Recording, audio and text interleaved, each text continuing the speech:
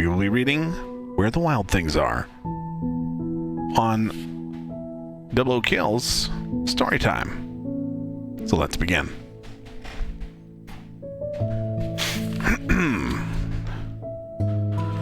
Where the Wild Things Are. Bring the music down just a little bit. Where the Wild Things Are. Story and pictures by Maurice Sendak.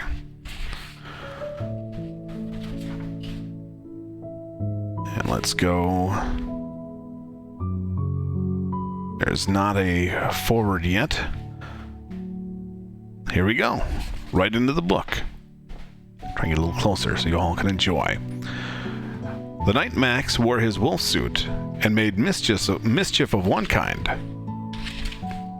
and another. His mother called him Wild Thing, and Max said, "I'll eat you up." So he was sent to bed without eating anything. Very frustrated Max right there. Very frustrated.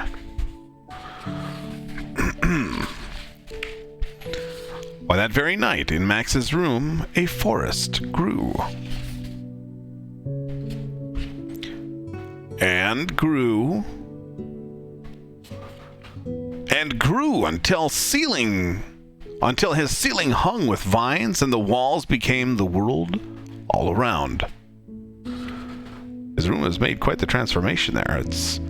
What I'm curious about is how the ceiling vines became sky and stars. And yet, still, here you go. And an ocean tumbled by with a private boat for Max, and he sailed off through night and day, and in and out of weeks and almost over a year, to where the wild things are. My, that's quite wild. Look at that.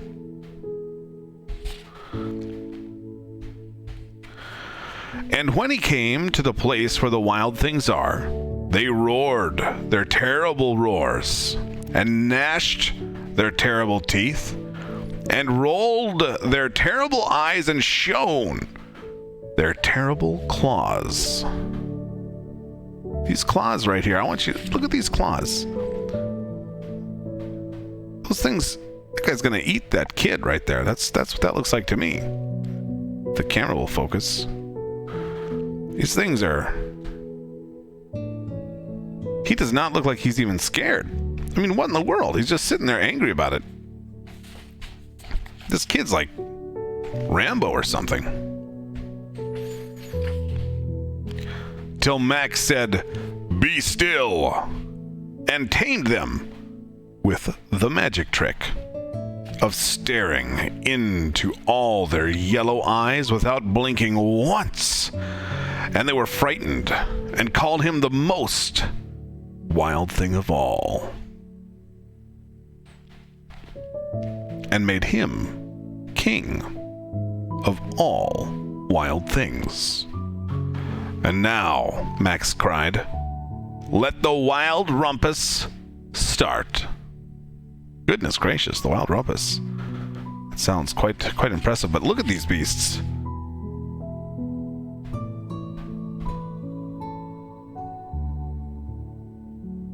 They all kneel and bow to him, basically.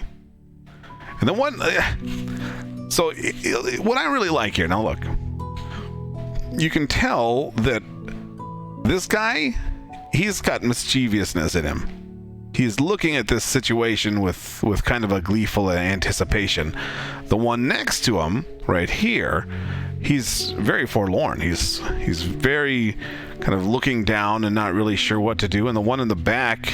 way over here, this guy, he's like that guy that sits at the back of the thing. He's kind of watching to see what happens. He's like, what's gonna happen? I bet this is gonna be good. I bet this is gonna be really good. That's what that guy is.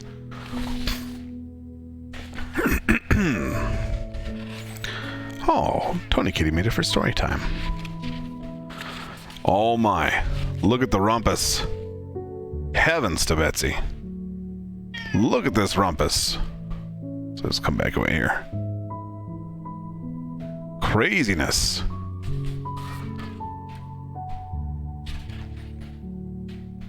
and more hanging from the trees, swinging around. And that bird creature thing, he's got some menacing mischievousness to him. I'm telling you, he's up to no good. Somebody needs to watch what he's doing, because this is his wildness may be too wild for us all. And again, the wildness continues. And I kind of, as I look at this picture, it seems like this guy right here, I think he's kind of getting a little bit tired of that. And he's contemplating mutiny. He's contemplating overthrowing the king. That's what's going on right there. It was taken one step too far, you know. Now stop, Max said, and sent the wild things off to bed without their supper. And Max, the king of all wild things, was lonely and wanted to be where someone loved him best of all. Now, let's just take a moment and let this be a lesson to us all, that just because we have power, just because we have everything we always wanted in terms of materials and fame and fortune, it means nothing without love. It means nothing without love. Then all around, from far away, across the world, he smelled good things to eat.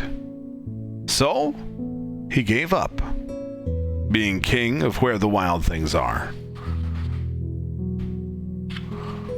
But the wild things cried, "Oh, please don't go. We'll eat you up. We love you so." Now, he had love there too, but it wasn't true love. It was fame love. It was people that liked him for what he did and what he did for them. But love doesn't require anything. It just loves. And Max said, "No." The wild things roared their terrible roars, and gnashed their terrible teeth, and rolled their terrible eyes, and shone their terrible claws. But Max stepped into his private boat and waved goodbye, and sailed back over a year, and in and out of weeks, and through a day, and into the night of his very own room, where he found his supper waiting for him. And if I can see right, it looks like he's got a sandwich, milk, and a bowl of soup. It's a lot of liquid in that dinner. I'm not judging. Could be a good hearty soup. But look.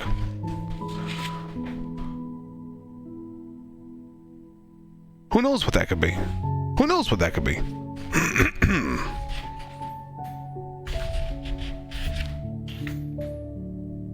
Yeah. And it was still hot. That has been Where the Wild Things Are. And this has been Storytime with Double O Kills.